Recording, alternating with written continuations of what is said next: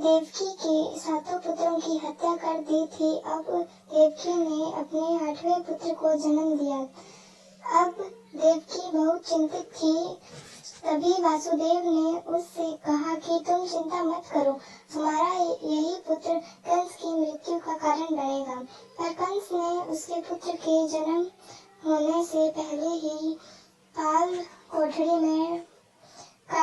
के बाहर बहुत सारे सैनिक तैनात कर दिए थे। जब श्री कृष्ण का जन्म हुआ था तब भगवान विष्णु ने वासुदेव से कहा कि वासुदेव, तुम मेरे बाल अवतार को ले जाओ, गोकुल के मुखिया नंद बाबा को दे दो और उनकी पुत्री को यहाँ ले आओ। और भगवान विष्णु के यह कहते ही सारे सैनिक गहरी निद्रा में चले गए और काल कोठरी के ताले और दरवाजे अपने आप खुल गए। वासुदेव जी ने अपने पुत्र को एक टोकरी में सुलाया और गोकुल की ओर ले गए। उस रात बहुत बारिश हो रही थी। मथुरा से गोकुल जाते समय यमुना नदी को पार करना पड़ता है।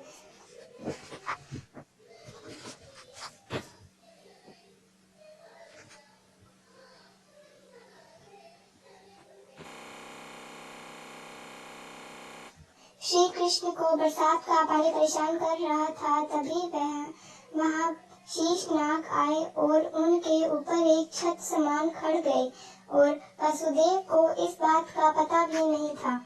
वासुदेव जल्द से जल्द गोकुल पहुँचे और नंद बाबा को कृष्ण को थमाते हुए कहा कि यह मेरा पुत्र है, मैं इसे तुम्हारे पास छोड़ रहा हूँ और तुम्हारी पुत्री को ले जा रहा हूँ। यह विष्णु का अवतार है। यह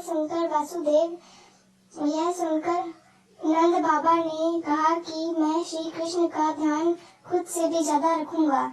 वासुदेव और नंद बाबा की बहुत गहरी मित्रता थी। वासुदेव श्री कृष्ण को देते ही वापस मथुरा चले गए और नंद बाबा की बेटी को देवकी के पास रख दिया। और जैसे ही वासुदेव वापस पहुँचे, काल कोठरी के दरवाजे अपने आप बंद हो गए और ताले लग गए। सैनिक भी उठ गए। सैनिकों ने जब पुत्री की आवाज सुनी तो वह जल्द से जल्द कंस के पास गए और उनसे कहा कि एक पुत्री को जन्म दिया है। तो कंस खुशी से वहां चला गया और जाकर कहा कि यह लड़की करेगी मेरा अंत, इसे तो मैं अभी मार दूंगा। इतना कहते ही वहां एक देवी प्रकट हो गई और उस पुत्री को अपने साथ ले गई। अब कंस अपने मन ही मन खुश हो रहा था। तभी वासुदेव ने कहा, कंस खुश क्या हो रहे हो, तुम्हारी मौत कहीं और पल रही है। यह सुनकर कंस ने कहा, उसे तो मैं ढूंढ ही लूंगा। दूसरी तरफ नंद बाबा के घर खुशियों का कोई ठिकाना नहीं था। जब सभी गांव वालों को पता चला कि नंद बाबा के घर एक पुत्र का जन्म हुआ है तो वह और खुशियां मनाने लगे रहे थे।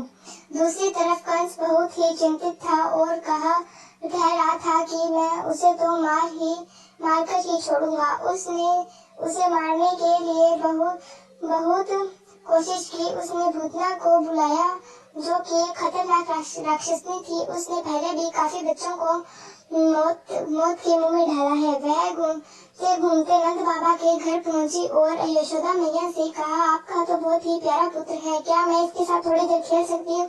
उसकी मधुर आवाज सुनकर यशोदा मैया उसे ना नहीं कर पाई और उसे श्री कृष्ण के साथ खेलने की अनुमति दे दी।